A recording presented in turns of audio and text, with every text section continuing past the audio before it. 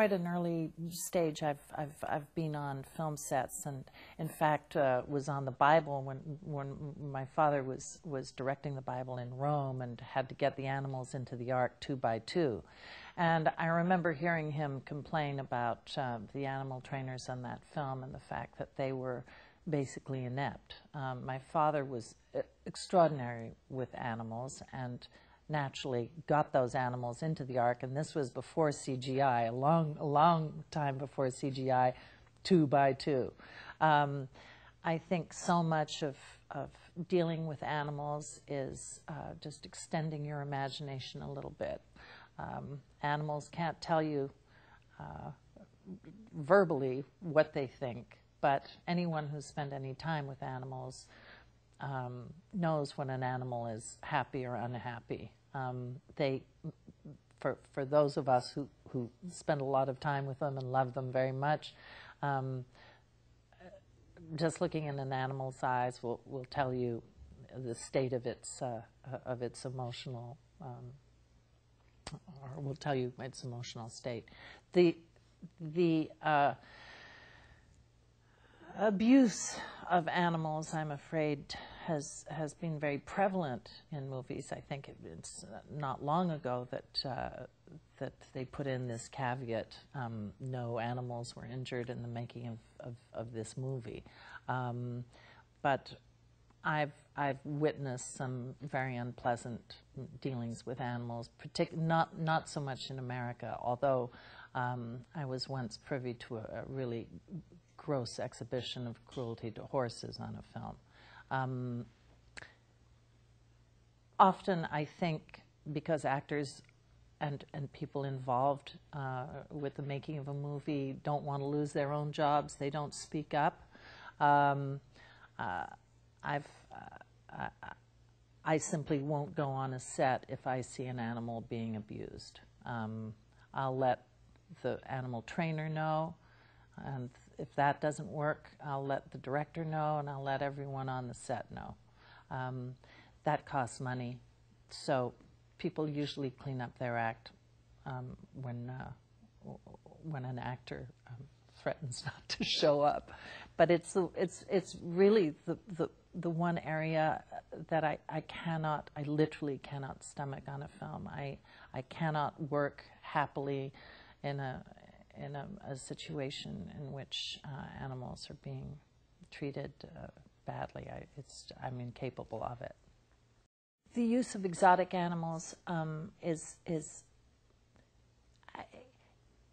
absolutely replaceable now by CGI. I mean, witness a movie like King Kong, in which that ape is so brilliantly sort of constructed and so emotionally receptive, so actorly. I think PETA's made an extraordinary difference to our whole sensibility of how animals should be treated in the first place. I think it's an incredibly important organization. It's vital that we begin to recognize animals as part of our human world. There's nothing that separates animal pain from human pain, and for me, the lowest point of brutality, ignorance, and stupidity is the abuse of an animal.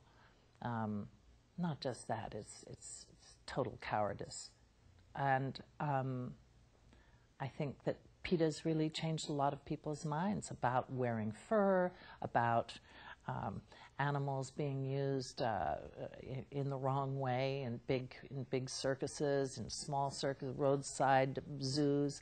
I think anyone who has a real concern about animals should be very grateful to this organization.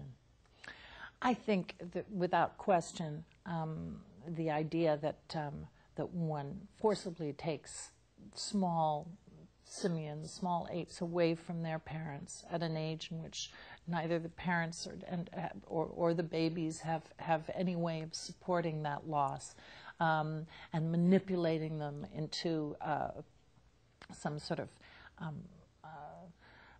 fake response for the amusement of humans, or indeed, you know, human children, it's a very bad ethic.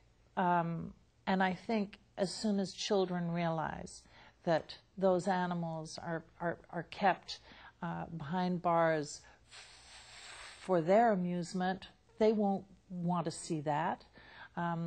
I remember seeing this terribly sad, lonely elephant in Bath, England, at a zoo in the pouring rain with nothing but a football for companionship, and thinking, no child on earth would want to see that. No child on earth who would understand the predicament of this animal could possibly approve it. So I myself have deplored zoos from an early age, and I don't think it's necessary for anybody to keep these animals in deplorable and cramped conditions. Animals need to roam free. Animals need to have respect. Animals need to be honored for the wonderful creations they are. All my life, I've loved animals, and I think it comes directly from my father, who was amazing with animals. I was brought up with dogs and horses and the responsibility of owning animals. So when I was a little girl, if you couldn't look after your animal, the animal was no longer yours to look after. I think it's a big responsibility. And I remember when I was little in Ireland,